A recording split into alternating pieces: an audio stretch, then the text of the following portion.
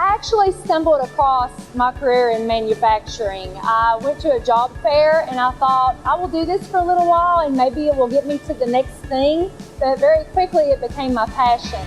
I've been doing this for 20 years now and it's very exciting and it's very challenging. We build the instrument clusters. That's your speed and gauge right behind your steering wheel. It's a lot of planning. It's setting the right goals and targets and making them attainable. I love the associates here. I love the quality parts that we make. I'm very proud to be a part of DENSO. I think the common misconception is manufacturing is a man's world, but that is not the case at all. One of my areas is all women. DENSO is my family. I feel like I've grown up with this place and I feel like they have taught me a lot, and I'm excited about what my future holds and what my next step will be.